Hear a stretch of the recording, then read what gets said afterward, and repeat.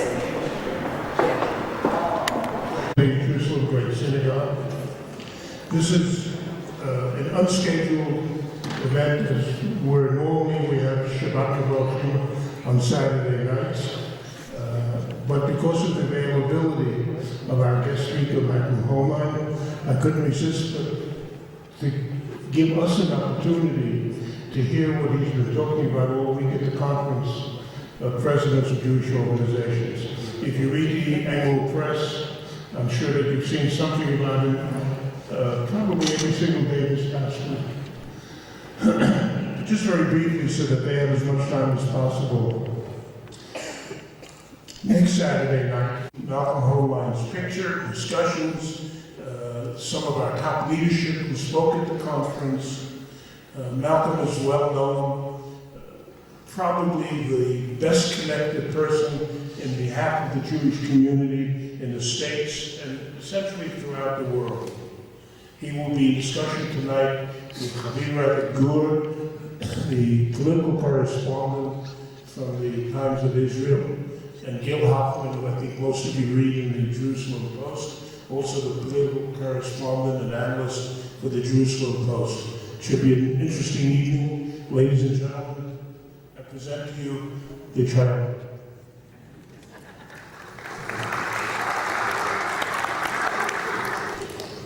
Well, thank you to everyone for coming.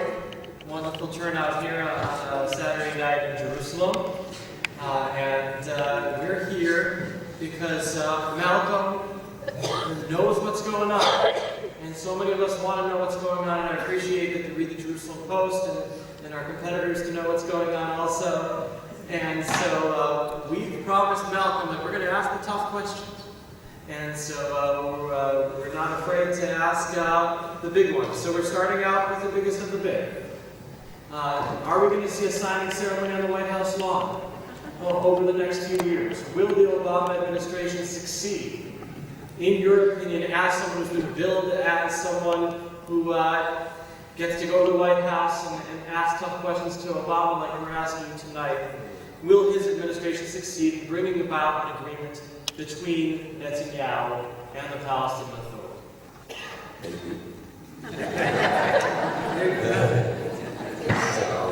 First of all, thank you both for agreeing to do this. It was a suggestion you made, and rather than have another speech, to have a chance really to interact and to have the audience be able to ask you questions, not just me. And I'm sure they have tougher ones to you than me.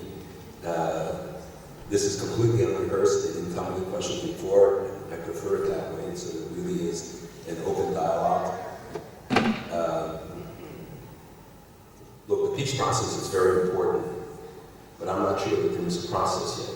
I think there are attempts, there are people, like Secretary Kerry, very devoted to the idea of trying to achieve something. We're talking now about a framework agreement. We're talking about agreements between the United States and the Palestinians, the United States and Israel, and then hopefully the two parties will actually get together. But the lessons of history are that you cannot impose a solution. You can propose, you can help facilitate, but if it doesn't come from the parties themselves, it will not work. And so far, we have not yet seen the kind of commitment. I think we're going to come to a very important watershed when the next tranche of prisoners are due to be released, who are much more severe than in terms of their crimes than the previous ones, and the deadlines that we have seen until now, to see whether the Palestinians are really ready to show, and Abbas in particular, to show a true commitment to this process. The statements he made in the last few days about never agreeing to a Jewish state, never agreeing to not having East Jerusalem, and not saying what he will agree to. There are statements made in English that are not made in Arabic. There is the ongoing incitement, which is to me the strongest indication, because that is something he can control. And his failure to do so is a statement. There's no purpose served for the Palestinian aspirations by continuing to denigrate Israel, not to have it in their textbooks. They have maps of Israel with the Palestinian flag over the whole thing without any identification, the glorification of murderers and terrorists, and the continuing installing of acts of violence, the failure on so many grounds, even while There's greater cooperation on the security front and with the members of the security forces. But this, to me, is a real impediment. The people who worked on Oslo told me several years afterwards that their biggest mistake was not taking incitement seriously enough. And I think we're repeating that mistake. I remember our boss stating with President Obama saying, incitement? What incitement? We have no incitement. And repudiating essentially the question, the challenge posed by President Obama that they end the incitement. And yet we see the continuation of that unabated. And I think we have to create the circumstances for it. I was in Mojave on Thursday, this new experimental community, less than an hour from here. And it's truly remarkable. It shows the potential of what could be and what people build. They have a vested interest. They don't want to see a place like that blown up once you put in all of the hundreds of millions of dollars that will go into it. They have retiring money and other money. But it's a personal initiative. It's a private business. It's not involving the PA at home or money from the PA. So, are there possible signs, hopeful signs? I think so. I don't see it, though, in the near future until we see that the Palestinian leadership is willing to cross the line and stop saying no to everything. I think we all have a responsibility to help create conducive conditions. But the ultimate agreement, which will be between the government of Israel and their interlocutors, are not going to be determined by us, and be determined by them. We can help by creating the right circumstances, and one of those is to explain to the American people, to the world at large, what Israel's needs are, why Israel insists on the Jordan Valley, why do they insist on the Jewish state, why the declaration of the Jewish state. I frankly wasn't as enamored at the beginning about that until I had a dinner with Abbas, and this issue was raised, and I told him at the end, I said, frankly, you've convinced me why it's so important. And since then I've become a strong advocate for it because I really do understand now why this declaration is really central to the prospect of a long-term peace agreement. Now, you talked a lot about the Palestinians. Last week, the American ambassador to Israel, Dan Shapiro, said that the Americans were now completely on board with that demand from the Netanyahu government and supported it as part of these talks, demanding from the Palestinian side recognition of Israel as a Jewish nation state. We've had a lot of discussion in Israel about the Obama administration, probably more than about the Palestinian government.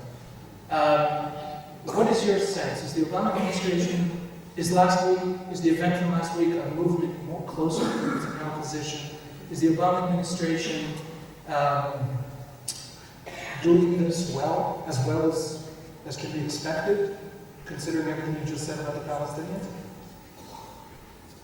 Well, it's very complicated because when you talk about the administration, this administration is different than most others we've ever dealt with.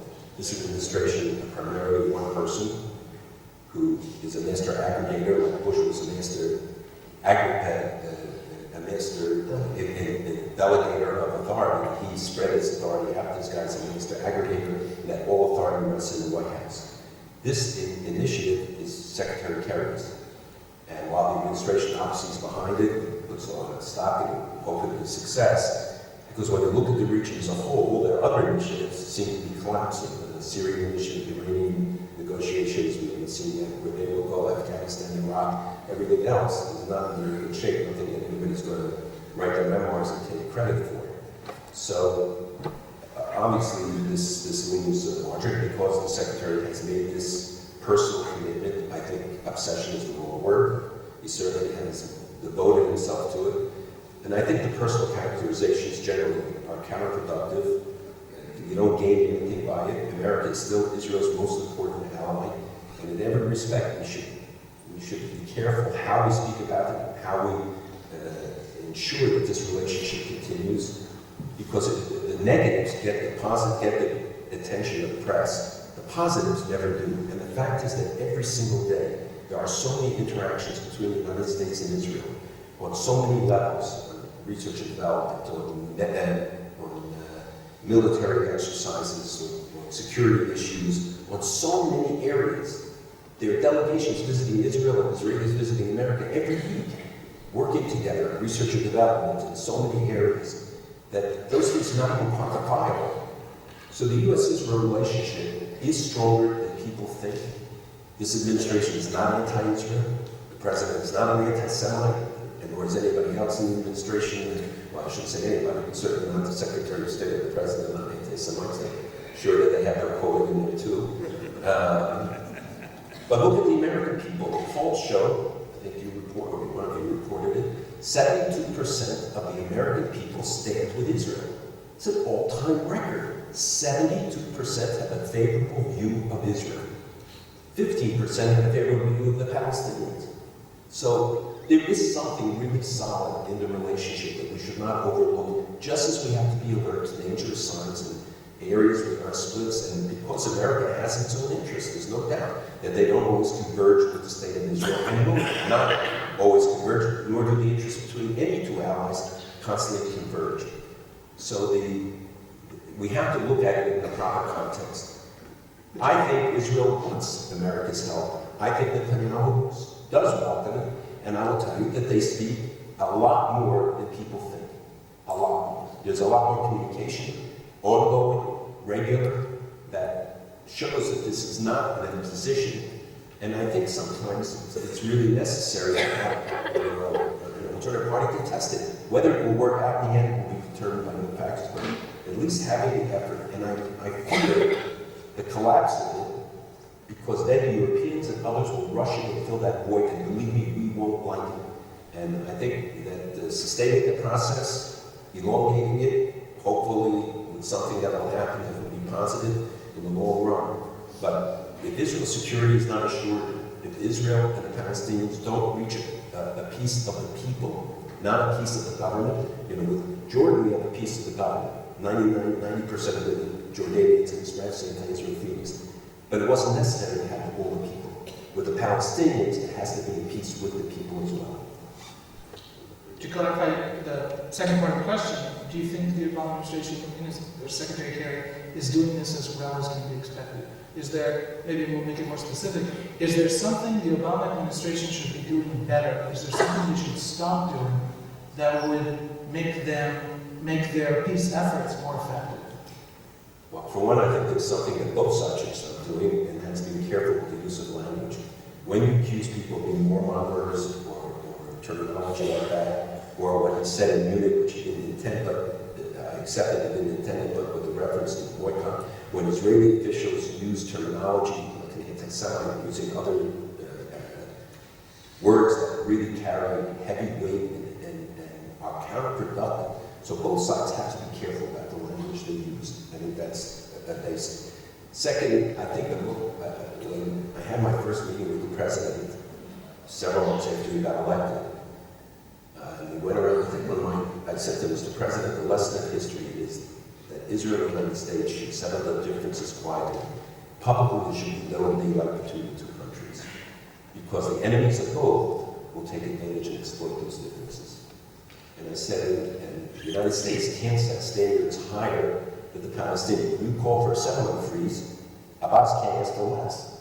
If you say that, then he's going to ask for that plus. And the president said to me, 8 years, no daylight, 8 years, no progress. Meaning that Bush had this process, this policy of no daylight between the parties. And I said, but you had Annapolis, you had the Omar plan, you had the Barak plan, you had the Gaza disengagement, you had all these other things, the Saudi plan during this time. But that was the end of that conversation. And I think that still holds true, that the United States and Israel have to deal with the issues that divide them quietly, because I believe also that the Arab countries judge the degree in which they can have confidence in their relationship with the United States by the strength of the U.S.-Israel relationship. Because they believe we control Washington. And they're saying, if Israel can't have it, what chance do we have? Do we? I can't tell you. I'd like to ask you about Netanyahu. Besides being someone welcoming the corridors of power in Washington, you're also welcoming the corridors of power in Jerusalem. And when you come on these trips, you tend to have meetings at the top. Now, I don't know if the crowd knows this, but Netanyahu has been ignoring the Israeli media very well. He gives a lot of interviews to the foreign press, likes going on CNN, Fox even more, but in the year 2013, he gave 0 interviews to the Israeli media. Now, we at the Jerusalem Post have tried to persuade Netanyahu's office that we are in fact in English, and so we should be treated like the rest of the world. Usually saying it's the opposite, right? Suddenly the Anglo media in Israel is saying, no, we're Israeli. So we're foreigners. So it hasn't worked out, so perhaps you can shed light on whether you think Netanyahu has crossed the Rubicon and become the kind of leader who can reach an agreement with the Palestinians in which he would have to go back on what he has believed in and preached for so long. Well, I think not talking to the Israeli press is probably a wise policy. But I must say that they both did interviews, and I did for the first time in many years interviews to Heinlein, and almost all of them came out pretty precise and correct. So I have to say that I changed my view a little bit, and maybe it could be a good example for him. It's true we're welcome, but I just want to say that it's not something that's an automatic. It's something you earn. You earn access. You don't demand it. It's not because of the title, which helps obviously, but because you earn respect by virtue of what you do and how you do it. That people test you all the time. They want to hear whether you know what you're talking about. And this is true, especially Arab leaders. The first hour of every meeting I have with an Arab leader is when they're testing us to see whether you know what you know. I mean, Assad had 3 hours. The first hour, 10 minutes was just strictly him probing me. And finally said, I see you really know what you're talking about. Then he opened up and we went on for 2 more hours. So one is that you gotta, people think that this is something that we come in Americans and we demand it. It's not true. It's because we perform year-round. We do a lot, we work hard. People of Israel don't know it because Israeli media hardly tells the story. I think this last 2 weeks they actually did begin to tell the story about what American Jews do, what they think and how they work for Israel, and what the relationship really is. I think that the Prime Minister gives us access because he knows who we are and what we've done. I've known him for 30 years. I worked with him when he was at the UN and before when he was at the embassy in Washington. So they know. And I think people who ask about this whole issue of access, I tell them it's the credibility of the arguments, the legitimacy of the case you make. It's your proven record that gains you access in the long run. But they don't all agree with me. I don't agree with all of the people I have to deal with. When I ask Arab leaders, why don't you talk to me of all people? Where you know who I am, what I stand for. They said that's exactly why. Because we want somebody who knows what they stand for, who know your record, who know you don't leak. Sorry to say. And it's true. And we know that you know what you believe in. And that's really fundamental to the nature of the relationship. I think Bibi has crossed, and did cross, a major Rubicon, which he didn't get credit for when at Tel Aviv University he made the speech about a two-state solution.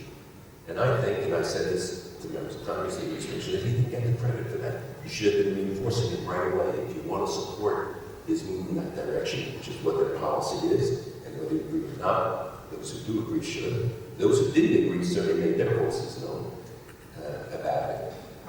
And I think that Netanyahu is a pragmatist. He's, I don't think he's an ideologue. I think he's somebody who tries to look at the realities they confront. Look, Israel has to look at the broader picture. I understand all the reservations that we feel about what a peace process might lead to, what a negotiated settlement might lead to, the sacrifices that might have to be made. But Israel lives in a real world, and it faces real world pressures. I don't think he's succumbed to threats of boycott. I think we fight threats of boycott.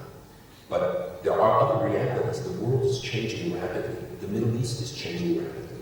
There are real opportunities, I believe now, for Israel within the region that didn't exist before. And I visited almost all the Arab countries in the last year and a half.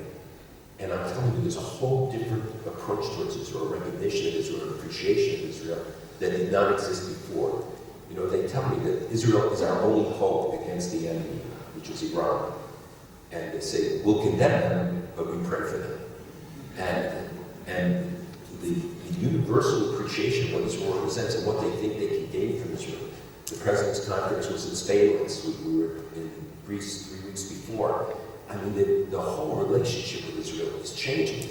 I believe we should move Israel out of the Middle East and into the Mediterranean basin, that we should create new alliances, take it out of the turmoil of the Middle East, build closer ties with anchors in Spain, Greece, even Morocco, Italy, Malta, I hope Tunisia before long, Cyprus, and every government we've spoken to is very excited about the prospect. It was proposed many years ago in a different way, but I think it could be an informal alliance that could help tourism, trade, economics, high-tech, low-tech, in its security areas that could be very beneficial. So the Prime Minister has to weigh all of these things. I mean, I would not want to be Prime Minister for 10 seconds. Tell me honest. President, not bad. Prime Minister, you get a lot of perks.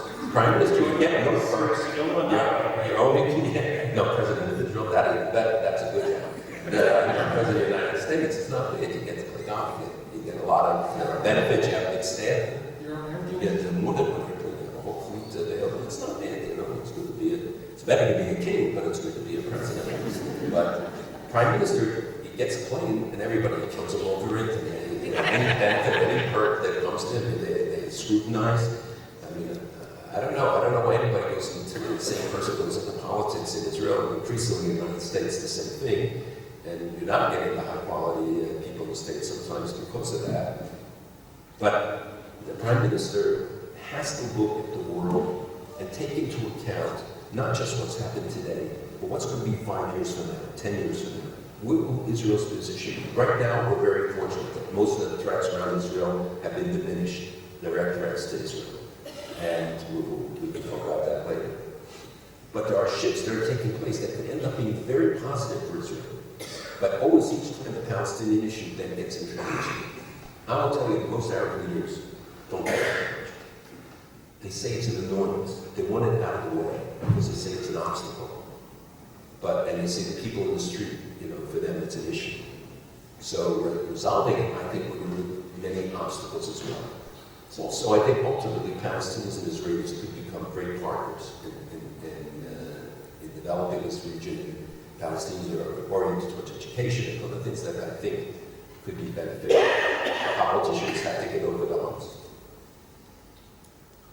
If you had to give a one-word answer for the Israeli political system, we heard a lot of bluster about John Kerry and the visit of the President of the European Parliament to the Knesset last week, a few MPs walked out. And there are a lot of pressures from all different directions on the Prime Minister. You've spoken about the Prime Minister himself. Is the current political constellation in Israel capable of signing the sort of agreement that, let's say, Oslo envisioned or the Obama administration currently envisions, some sort of a major pull-up from the West Bank, some sort of, not the details of which politician will oppose what, but in general, is this political constellation able to do so? Something that a lot of people around the world, including the United States, question. I should really ask you the question. The answer is yes. Because Netanyahu said we're going to a referendum. I think that this agreement, to be a final agreement, has to have the approval of the people. I think the people will approve if the deal is a good deal. No bad deal will sell, not with this cabinet, not with any other cabinet. It's why other deals fell through many times. Things people know, people don't know. But I know of many exchanges and things that took place. On one hand, they will take leadership, they'll take tough decisions. It will take foresight and commitment on the part of the parties. But I think that they have to have the sense of confidence that the people they're dealing with are really going to be sincere and will adhere to it and will live up to the commitments. And when you have the kind of threats, long-term threats from Iran, et cetera, the borders of Israel are very significant. You know, in America, borders are not significant. Here, they are very significant. And we see the threats, the potential threats that could evolve, which would make why the Jordan Valley position is so important, why other things are so important. And if the other side doesn't appreciate your needs, just Israel has to look at their needs, but if they don't understand the basic needs, then you won't have the people with a sense of confidence. If you do, then I think the people of Israel will again step to the plate. all the polls show that they want to have peace, but they want it to be real peace. Let's turn to Iran. You've mentioned Iran here and there. We've been talking to Israeli leaders, to Arab leaders. Can the current international leadership take the steps necessary, is who they are, to prevent the nuclearization of Iran by non-military, or if need be, by military means? Or do we have to wait until maybe there's another leader in Washington? Or the other leader in Iran. Look, I think it is possible. You know, I've worked on the issue of Iran for 20 years, trying to get presidents of the United States, going back to Bush 1, to pay attention to it, to look at the issue. Some of you did interviews with me in the 90s and to early 2000, I kept saying, we got to pay attention to nuclear program. Look at this is serious, and these guys are not fooling around. And when in 2003, all of a sudden, everybody, you know, the Iranians made statements, and everybody bought into the statements by the negotiator for Iran, whose name happened to be Rouhani, and it's the same Rouhani who's now leading the country. And he lied then, he dissembled, he boasted about how he lied and he fooled them, and how they continued despite the fact that they had made all these announcements. And he wrote a book in 2007 in which he details how he lied and how he fooled all the people he had negotiated with, and the European three carried on negotiations for decades. And the Iranians just mocked it. They used it to buy time. They're using it to buy time now.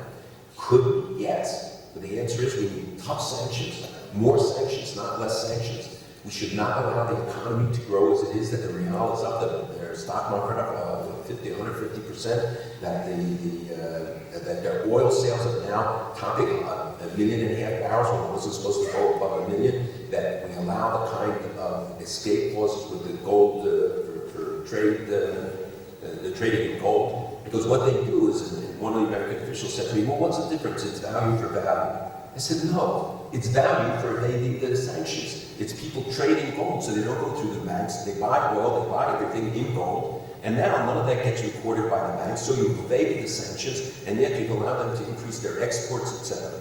And in many sectors of the economy are improving because you have this influx, and you have planeloads of guys coming from Italy, from Britain, from Germany, others businessmen coming there to be prepared for deals. We don't know how many are making deals. The president came out and said, you know, we'll fall on like a ton of bricks. And I think that statement was important, but it's got to be real action. The United States should be credited for the fact that we have sanctions. The U.S. Treasury Department, led by Stuart Levy first, and now by Dave Cohen. The next one has to be Israel. But they really did remarkable things. And of course they made some Europeans. Now we're seeing the erosion. Even if only the psychological barrier that has been broken, we're also seeing the economic barrier that's been broken. And Iranians will always exploit it. You know, I made a statement which some people can understand. I said, look, they've been desirous for 2,000 years. Meaning that these guys are experienced in negotiations. They know how to run circles around us. And they are today negotiating with us and making deals. And in fact, they were the ones more clear. What they said was in the agreement that seemed to be more closer to the truth than what we heard from the Western parties about what was in the agreement, though I'm not sure we know everything. And we're now looking at a framework agreement for the negotiation for 6 months, but they're already talking about a year. So we already gave up the 6-month deadline. We're talking about a year deadline. In the meantime, they're increasing their centrifuges. In the meantime, they're increasing their ballistic missile capacity. In the meantime, they're improving the weaponization. In the meantime, they're talking about centrifuge stage 3. And they're doing all of these things, building up their military capacity, etc. And then while we're sitting and negotiating, we're at standstill and they're moving. So the question is, could it happen? Absolutely. Either way, you could bring Iran back if they have more crippling sanctions, if they feel the impact that people are demanding more. Rouhani is actually devoting more of the budget now to the needs, domestic needs, because of the pressure of the people. The domestic pressure of people wanting stuff, and you know, they've been deprived. If you remember, when after the election and the green, so-called Green Revolution took place, what did people say when they marched in the streets? Hundreds of thousands. We will not die for Gaza, we will not die for Hezbollah, we will die for Iran. They were saying, we're tired of all their external things. We don't care about Hamas, we don't care about Hezbollah. We care about Iran, and we will die for it. Unfortunately, the West abandon them at that time, at that critical moment, when we could have made a big difference. So I think the people are with us. The people don't, there's a civil national pride, I understand all that. But the people don't like what the regime is doing to them. They want to have freedom. These are people who know what democracy is. And I think much more can be done working with the people in Iran. Iran is, a divided country. You have, 20, 30 million Azeris, you have Baluchis, you have all these other people that don't relate necessarily to the central government. We've not made regime change a focus, although that is what would be the ultimate guarantor of change, to see something in a new come. But the West has to be consistent in the message. And this is a long answer, but this is the most vital issue. One of the things I was asked by a group from the government, okay, what would you do? Give me one thing you would do. I'd say, move back the aircraft carrier and took it out. He said, what do you mean? I said, you took out one of our 2 aircraft carriers in the Persian Gulf. You did it because of sequestration. Do you think in Tehran they believed it was because of sequestration? They think you didn't have the money to keep it there? Or do you think that you were saying the other option is diminished? What was the message to the soils, to the Gulf, to Israel, to everyone else when they see that aircraft carrier steaming out? So now sequestration is over. Put it back. Send the message that we're really serious. Let the Iranians know that we're serious. We have to think not what we think, but what do they think? How do they perceive the messages? And the one thing we keep hearing from all the enemies of the United States is that the West lacks will and determination. Osama bin Laden did it, Khamenei said it, Khamenei said it. They really believe that we have no patience. We want everything over in 30 seconds, 30 minutes, 60 minutes, and most of the mini-series. We have no patience for everything. But that's not the way the world works. And they say we have all the time in the world. We can wait 1,000 years to beat you, but we'll beat you. And we're going to take over. And they believe that they can ultimately outweigh us, that Americans want it's now everything now, without thinking about what is entailed and how complicated, how all of the steps that are taken in the interim. And the Iranians have to see determination. That's what they check. They keep probing wherever there's a weakness. Then in others, it's not unique to them. And wherever they see weakness, they will exploit it. And we keep sending messages that don't show that we are absolutely determined, not we, the West in general. I think the United States is better than everybody else in this regard. But we have to think about how do they perceive it. Now, how do we think it? They do not think in the same terms that we do. And the mistake the West makes often is that we think everybody negotiates on the same basis we do, that we're honest, we come there, we put our cards on the table, we tell them everything, and they're hiding all the aces up their sleeves. So I think it's possible, but it will only be possible if we show them real determination, real toughness, get them to understand what that ultimate outcome will be if they don't comply in every detail with the agreement. Now, if we say that you can increase the stockpile, and you can do this, every step like that is a step against a real agreement in the future. But what if we're already far too late? Amos Yadli, former head of Army Intelligence, has suggested Iran is already a huge threshold state. In other words, it reached a point where all the pieces are in place, or it will very soon, and there's no way to prevent it from reaching a point where all the pieces are in place, and it just freezes, right? There's the famous gap between Obama and Netanyahu on whether Iran should reach nuclear capability, or whether it should actually build that nuclear bomb. Well, that might only be a 4-week difference. And Netanyahu wants to say they should never reach the capability because then for all intents and purposes they have it. And Obama doesn't want that to trigger an American response, so he says, no, they have to actually build the bomb. Amos Yadlin, very, very senior guy at Tel Aviv University's national security think tank, says they're there for all practical purposes. And we had Meir Dagan, obviously one of the great experts on Iran in this country, and who masterminded all the Mossad operations that have slowed that thing down for the last few years, has said, look, there are 50 nuclear sites. It took 3-4 years to find out about Qom, which is an immense facility. And there aren't 3, there are 50. Where are you going to bomb? Iran is the size of Western Europe. Maybe it's too late. Maybe it's all for naught. Maybe Iran is a nuclear state for all practical purposes. There's not really an appetite in America, and from Obama and any Republican administration, to carry it through to the military end. And you lost this one. Israel, lost this one. I love Yaakov and I respect him immensely and agree with almost everything he says. I don't disagree with him on this. Obviously, he knows so much more than I do, and I know Aaron found well. Look, the way you're going to handle this, the military action is not going to defeat Iran. That's not the cause. A military action is meant to send a message that will set them back years. If you're going to do it for 6 months, it's not worth it for 3 months. And that's one of the questions about what Israel's capability, the capacity would enable. But for the United States, we have such tremendous capacity to do really lasting damage. We don't know if there are 50 sites. We don't know how many sites there are functioning right now. But when you have a site like Fort Dog built into a mountain, almost impenetrable, even to the J bombs, and even to the bunker buster bombs, and to the super buster bunker bombs, and the super buster bunker bombs, to do this without having boots on the ground, which is the obvious objective for either country. When you do aerial runs, you have to have people in to do search and rescue. You have to do other things, which complicates it, obviously. My greatest regret is that we didn't support the people when they were ready to march against the government. I think we could have helped them all along had we helped them more to work against the government. Ultimately, that is probably the best guarantor that this thing could change, is again a different regime that would really be focused on the needs of the people.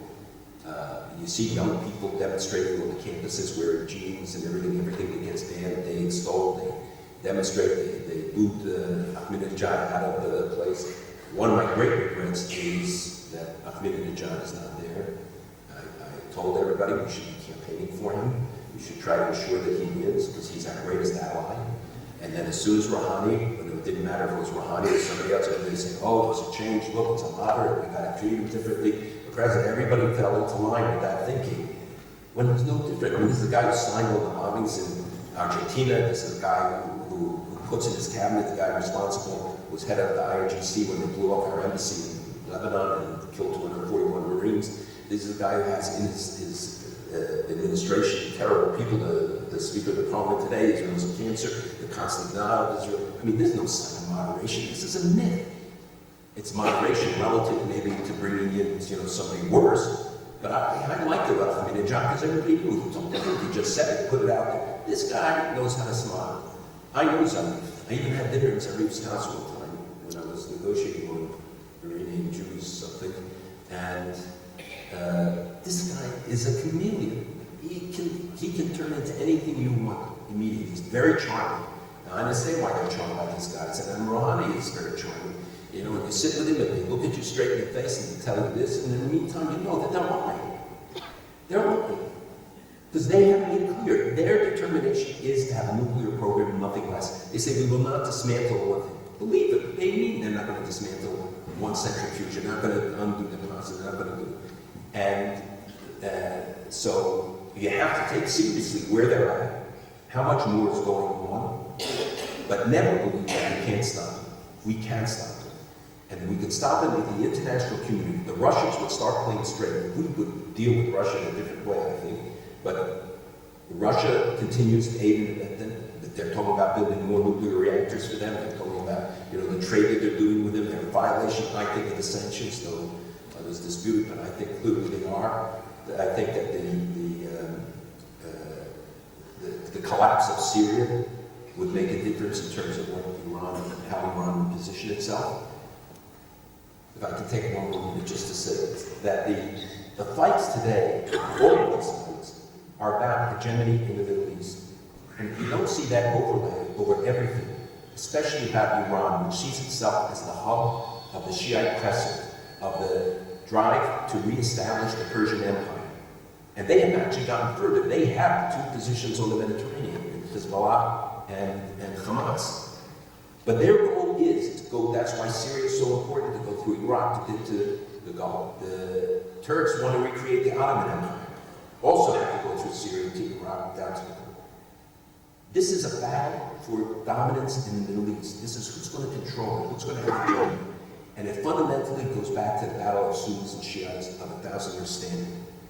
And these guys have much bigger visions about what their objectives are, what their goals are. And the West doesn't seem to comprehend how do you have a long-term vision of reestablishing this power. When you travel to places very isolated, I won't say that, but in the Balkans, in other places, and they tell you how far the Iranian net is reaching.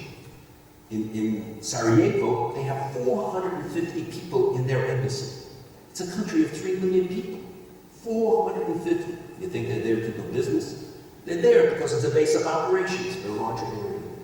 You see it in Africa today. Every African leader you meet today says, oh, but we're worried about Iran. Iran is sending people in. Iran is infiltrating. Iran is aiding the Muslim extremists. Iran is doing this. Iran is doing that. They're concerned about China, but China because they take all the resources out. Iran because they think they're undermining the regimes. Everywhere in the world you hear how far, look at Latin America and South America, how far their infiltration with Hezbollah into Mexico, across our border into the United States, in Canada. So you have to look at Iran as a global threat. You have to understand the true extent of what it represents. And if you add to that then the nuclear component, you understand how you multiply the intimidation factor. That's why we can't say that we can't stop it. Containment will never work with Iran. Saying that you can have this, but you won't go further. They will absolutely go further. You won't know it. They're going to have the nuclear bombs. They'll proliferate them. They'll do whatever they want with them. They'll put them into those missiles and deliver them. So we have to make sure at any cost that we prevent them from having it. And I think again here, I came to appreciate the difference between capability and actual acquisition. Once you have capability, then you can wait 5 years. You can do it. Sabrosa, you can find many ways to fulfill your nuclear aspirations. But if you deny them the capability, and they have no need for it, they have 200 years of energy. They have they have all the offers that we will enrich the uranium outside of the country. 17 countries, Canada included, don't have enriched, do all their enrichment outside. So why can't Iran? So if it's really because they wanted this capacity for peaceful purposes, there are other solutions. Clearly, that's not the objective. And I think the West had better wake up because, when we were in Spain and you see the maps, or Greece, and they show you the range of the missiles from Iran covering them and how scared they are, but they can't do anything about it, they think we can. Then you begin to understand why giving up right now and saying it's a done deal is a big mistake.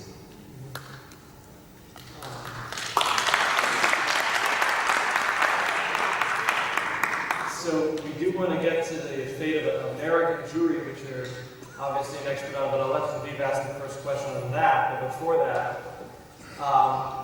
you've dropped here and there in this talk tonight. You've been going around to Arab and Muslim countries, and that certainly made me interested. You've been in Iran, you've been in Syria. From your visits around these Arab and Muslim countries, what have you learned that we don't know from the mainstream media? And based on those conversations that you've had, is there hope that what was called initially the Arab Spring is going in a direction that's ultimately good for Israel? It was not Iran. They invited me several times, but I didn't go. I think I'm a poster child for them, but not for good, for a wanted poster. So I don't think that right now that would be a good idea. Yes, I do think that there are really serious opportunities developing,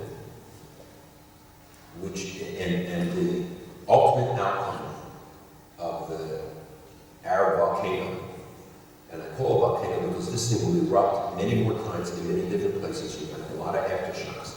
It was never a spring. I was in Egypt right after the fall of Mubarak, the invitation of some people there. I met both the Democrats and I met the generals. And it was clear right away when I came back to Washington and said, listen, this is not about democracy. It was clear from the first day. There were people who wanted rights and were fighting for rights. This was about jobs. When 40% and now 50% of people need to make $2 a day, when the price of food went up 100% in 3 months, when all the basic needs were not being met. There's nothing that drives people in the street more than hunger, starving, and inability to feed their families. So we had really legitimate causes and gripes that people saw, corruption, etc., and they reacted to it. Secondly, the internet revolution enabled them, it wasn't a cause, but it enabled them to communicate and bypass the restrictions that governments have imposed until now. Third, this was about failed states. Syria is not a real country. No Syrian identity. People are Alawites, Kurds, Sunnis, Christians, Shiites, Druze, but they're not really Syrians. Syria was imposed on them by Sykes-Picot. Libya is not a real country. It's 147 tribes. You needed a strong man to keep the country together, I think. And I hope that they will be able to work out some way that they can unify the country to some stability, but I don't see how with Yemen. Now they're dividing into 6 regions, you divided it into 12 regions. It's divided north south, it's divided by tribal areas, it's not real. Egypt was a real country. That's why its army could be a unifying force, because people have an Egyptian identity, people have a Moroccan identity. So that was a factor, and most of all, it's about the Sunni-Shiite divide. So when you understand what's really happening, and it began in Tunisia over a very hard, a very economic issue, and I think the undoing could be done in Tunisia if we're smart. I think we should be going in and doing massive things to help the Tunisian government to stabilize it. They threw out the Ennahda party now, which was tied to Khomeini, actually. And it's an opportunity now. It's a small country. We'll take relatively limited people, a very educated Western. We could do a lot to stabilize it, and that would send a message to other countries. I think we should be working with the Egyptian government more closely. I think we should be aiding them in their battle against in Sinai, which are doing very effectively. In Gaza yesterday, they closed, 10 or 11 more tunnels. They blew up a house. They could do what Israel couldn't do, and they're doing it very effectively. And I understand all the human rights issues, and we should be pressing them on that, and we should be dealing with them on it. But at the same time, look at the stability of Egypt in the future, where it's going to come from, and to move them. And part of the problem we hear from all the countries is that America beats up on their friends and seems to support their enemies. I don't believe that's the intention, but if that's the impression, then we have to address that as well. And most of all, I think, as I said, there's a different attitude towards Israel, that Israel is seen as a source of stability, not instability in the region. They all want to tie into Israeli high tech, and maybe it's Israeli oil and gas too for some. But more than that, I think that they say, Israel can defend itself. We can't against the ultimate. And Iran is working to undermine the regimes in Saudi Arabia, in Bahrain, in almost all the countries. And they have this cancer operating within it, and don't feel that the West is responsive enough and recognizes it. We press them on human rights as we should. As one leader who said, I'm trying to introduce reform. He said, I tried for years. He said, but I can't impose political parties. I've studied. It takes 5 years to develop political parties. We have no tradition of it. So we need time to do it. America has to be sensitive to the needs of the people we're dealing with and see how we move our friends along in the right way instead of coming down so harshly on them and not understanding the circumstances and driving people away from us who are our allies or potential allies in this circumstance. So the revolution in the Arab world, which is ongoing, and it's not as far from over, we have to see what will happen in Syria, but Lebanon is certainly Jordan is always a tenacious situation. A lot of other changes that could take place. I think what happens in Iraq is of great, great significance for a lot of reasons, especially Iran's dominance there. So what I see in the Arab world is that there are new opportunities. I'm not saying it's an overnight change. I'm not saying, there's some chart, somebody's going to come on a white charger leading us to unity and amity. But I think that there are opportunities. We'll move on to American Jewry. Can we pass on that? Anybody in this room is once a member of American Jewry? Let me start with the political before we get into Jewish identity and really the question of the future of American Jewry. On the political side, I covered the 2012 election for the Times of Israel in the United States, and one of the surprising things for me, and I think for a lot of American Jews, was how important Israel was in that election. Now, if you put President Obama and candidate Romney next to each other, ask them about Israel, you're going to hear virtually identical answers. And yet there were groups, one person from one partisan group of one of the sides, Jewish group, said to me, we want to use Israel as a way to make sure that other guy doesn't win the election. And so I guess what I want to ask is, with all of this discussion whether Obama's pro-Israel or anti-Israel, the Israeli army thinks he's very pro-Israel. People who disagree with him on the peace talks think he's very anti-Israel. And there's a lot of extreme rhetoric happening. First of all, is Israel becoming a partisan issue in America? Is that as dangerous for Israel as I think it is, but as I think most observers think it is? And who's at fault for making Israel a partisan issue? What it been for decades now, bipartisan. I want names. Have fun. Look, I think it would be very regrettable if Israel becomes a partisan issue. The bipartisanship in support of Israel is still the rule. When you get resolutions where 90 to 100% of the Congress agrees, they don't agree on motherhood or apple pie to the same degree.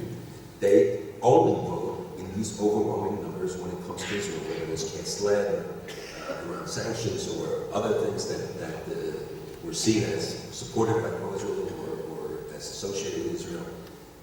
They pass overwhelmingly by Republicans and Democrats. So number one, I don't believe that there is a divide right now in this way. There is a divide amongst the supporters of both things.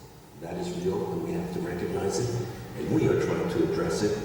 We've created, the President's Conference has created a number of new vehicles to address some of these issues. And one of the things that we did is to conduct a nationwide study, the most intensive ever done. And we released some of the preliminary results. We have rooms and rooms of data that we still have to analyze, but it segmented the American people and studied every sector: Jews, non-Jews, blacks, whites, Hispanics, old, young, Republicans, Democrats, in depth, to find out what motivates their attitudes towards Israel and Jews. But more importantly, what can you do to turn it around? What is the seminal issues that affect it? So 50% of Americans said Israel's an apartheid state. But the right answer is you bring it down to 10%.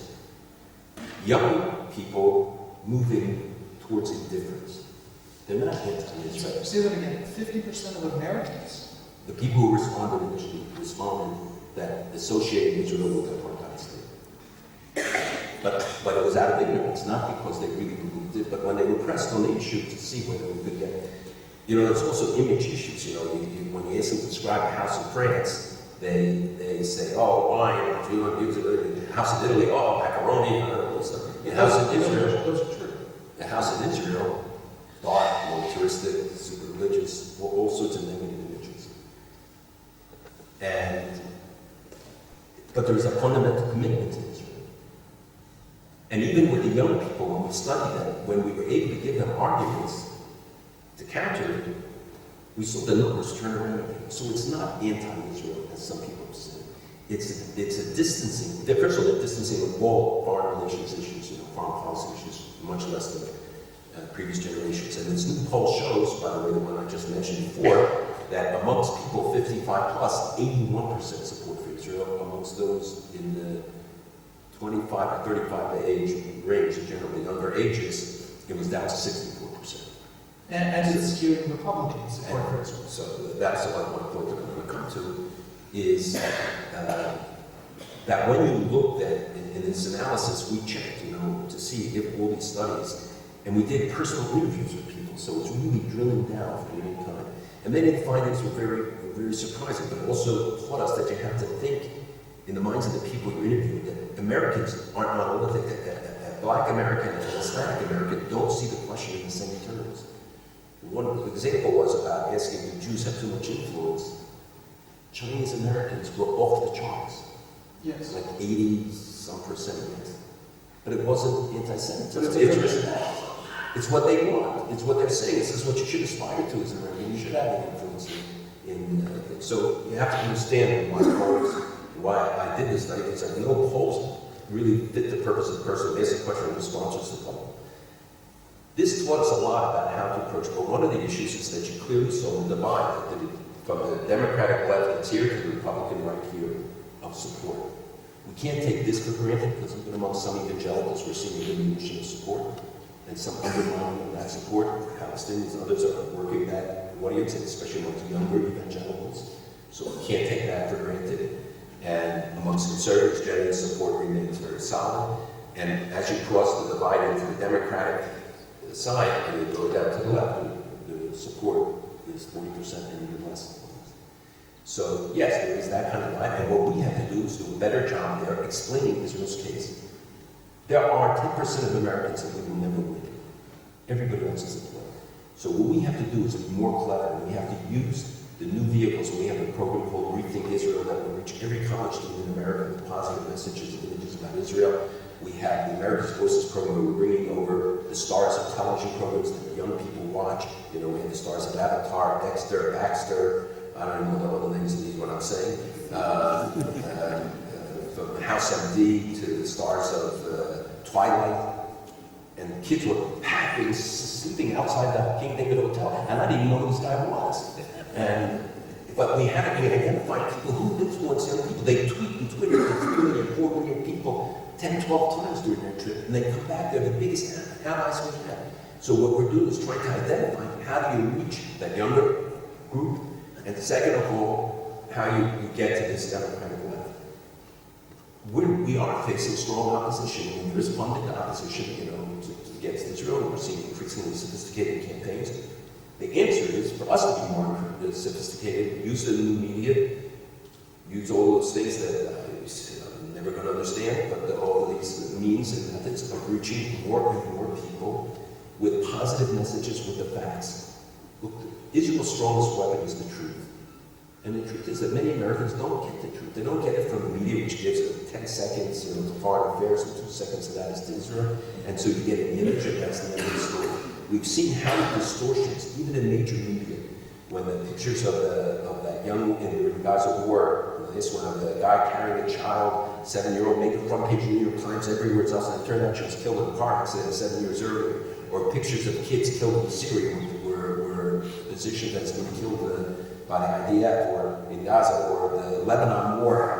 The Reuters reporter had to take out 900 pictures, or the stories of the shark attack in Sharm el-Sheikh being impacted by the Mossad, and the vultures that Israel tagged to check their migration patterns that Saudi Arabia downed on because they thought it was a new drone. They released it a few months later, found out that it was a bird. And the Syrian, the Iranians actually executed 6 squirrels when they were convinced were infiltrating their nuclear weapon. We laugh. That one was true. That was true. They weren't very good at tails. And this is repeated all the time, but we laugh. These are extreme cases, perhaps. But the world buys it. Hundreds of millions of people believe it. So we have to, and you know, when I started, the news cycle was 24 hours. They had newspapers in those days. Today, the news so he does, thank God. And then it went to 8 hours, 6 hours per hour. Now it's 10 seconds. If you're not out there immediately and it gets on the internet, you can't kill it. Once the story is out, you know, there was a story that the UK stopped teaching Holocaust studies. When in fact it was one teacher in one school who did it, but the story got on the internet. And I got letters all the time saying, why aren't you condemning it? Why? Because it's not true. What's the difference? Why aren't you condemning it? Ultimately, the president of the University of Kentucky called me. He said, listen, I don't know what to do, but I'm getting all these complaints from my alumni that we don't teach Holocaust studies. We do. We have a course in Holocaust studies. I said, I know exactly what happened. That somebody saw the headline, UK stops, and they thought it was University of Kentucky. Actually, it turned out to be true, that was what happened, that somebody saw the story, didn't bother to read the rest of it. The story itself wasn't true, but the manifestations weren't true either. So, to the point, yes, I'm concerned about it. B, we work in a bipartisan way. I try to always invite parties together, because I want to show the universal support for Israel. We have to continue to do that. And the same is true with the administration. It shouldn't be the Jewish community versus the administration. That's not healthy. And we have to be careful. You know, when people used to characterize the senior Bush as an anti-Semite, it wasn't true. I saw Bush cry over an accusation. I mean, I saw tears in his eyes after that incident. Remember the one lonely guy against 1,200 people on the Hill? A day I organized. And he said, that he went public and said he was the one lonely man. And Shoshana Carter was the chairperson of the conference when we met him shortly thereafter, said, you're a fisherman, you know when you draw blood, the sharks come out. You do blood, and the anti-Semites came out. And I saw tears in his eyes. He said, I've lived my whole life differently. I never would have done this. I didn't intend this. And he came out there to meet with the conference, and he spent the first 10 minutes just sort of apologizing and putting it into context what he said. I mean, he regretted it. He mentioned it to me subsequently these 2 times. So we have to be careful how we characterize people. Even if the President of the United States is an anti-Semite, I don't think should fall because then it legitimizes anti-Semitism. What we have to do is to work constructively, effectively, make our case. Where they're wrong, call them out for where they're wrong. Tell them what we do. Try to work with them in every instance. The government of Israel has to work with the government of the United States. The government of the United States has to work with the government of Israel. Too much at stake for both countries. And we can't afford to let it become a partisan issue. I think there were mistakes in the last election sometimes in the way people use the issue of Israel. I think we as a community have to hold them to account. At the same time, we want people who are running for office to assert themselves as to where they stand on the issue. We want to know, congressmen, senators, you're coming into office, you're going to make decisions on those issues. Where do you stand? Does it mean that they will abide by what they say then? They never love us in June the way they do in November. But it's important to get them on record and to find out. And constituents then have the basis of which to make a judgment. Malcolm, I'll ask you a personal question. How long have you had your job? Some would say too long. And as far as I know, 27 years. 27 years. And I survived. And Dave Glassman is pretending he's retiring, right? So who's going to take over the leadership of American Jewry when the two of you go? I don't know what the average age of your presidents that you brought here are, but what's going to happen? It's a serious issue, but I believe that, people thought when the last generation of leaders went, that there'll be nobody to replace them. Thank God we have good leadership today, lay and professional leadership committed to Jewish values, Jewish interests. I think one of the things that we have to do is to make sure that they're more Jewishly knowledgeable, and that the truth is, American Jewish life will undergo, I believe, in the coming years, major changes. I think a lot of the organizations will have to reinvent themselves, will look to new directions, will reassess not only what they're doing, but how to bring in young people. I brought AEPI into the conference now, the conference voted me in. It's really 10,000 young people across the United States who are really committed to Israel and Jewishness. It's a fraternity. People said to me, why do you bring in a fraternity? First of all, I said it has more members than any of the member organizations. Second of all, we're members. They have 24 buildings. They're future leaders. And if we want to be relevant, we've got to give young people a voice in the conference through legitimate means. And we also work out where I bring some high school students periodically to rotate in those schools to let them come to meetings to hear what goes on and stuff. So I do think that there could be a major re-examination of the organization, and I think it would be unhealthy if we could really do a serious, zero-sum assessment, taking all of where we are and seeing how we can revamp and revise and be more effective. There was the Chicago report in 1951, which suggested that the American Jewish Congress be the lawyers, and ADL be the defense agency, and the American Jewish community be some advocacy, dividing the responsibility amongst the agencies, saying this is not a coherent system. So the answer was they threw McCacker out. And I don't know, I don't think you can dictate from why it has to come from within, but look, I don't know, financial issues will dominate it, membership issues, others, but I do think that there will have to be a rethinking and re-examination that each organization will have to go through in one way or another. The answer, though, is that I see tremendous numbers of young people who want to come to work for us, willing to give up jobs that pay them 3 times as much, willing to, knowing what the demands of the work people very hard to come to the conference, and some people who can testify, because I want to train them to be the future leadership of the Jewish world. And our staff is small because I really believe that one of the things that destroyed us is bureaucracy and social work schools, but bureaucracy because they teach them that process is important. And I tell them, no, goals are important. You gotta not. They tell me you have to go this way, this way, this way because the process dictates. And I said, no, go this way. Get to the result. Then you worry about the process. And we're not goal-oriented. We too often focus on the process and not on the substance and on the way to do it. At the same time, we in the conference, for instance, know that we have to bring together 50 organizations all the time. And when you ask how I keep the thing together, the answer is that I give them a common enemy, me. So I know when I'm not tired, and I will step down the day before I get tired of doing what we're doing. I still work 18-hour days.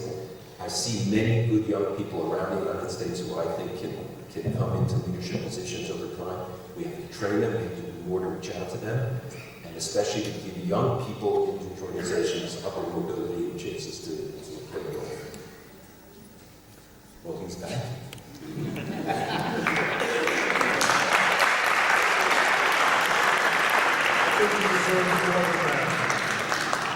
Malcolm, you had no choice but to come here tonight because he's a trustee of the great synagogue.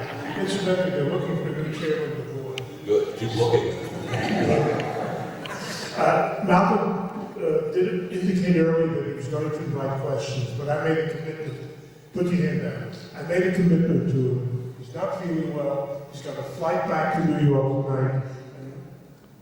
Actually, you're 2 minutes past the time. I promise you that you will be able to leave. And if I don't leave soon, there won't be a Jerusalem Post tomorrow. Oh, so, Jim, thank you very much. You gave See you next week.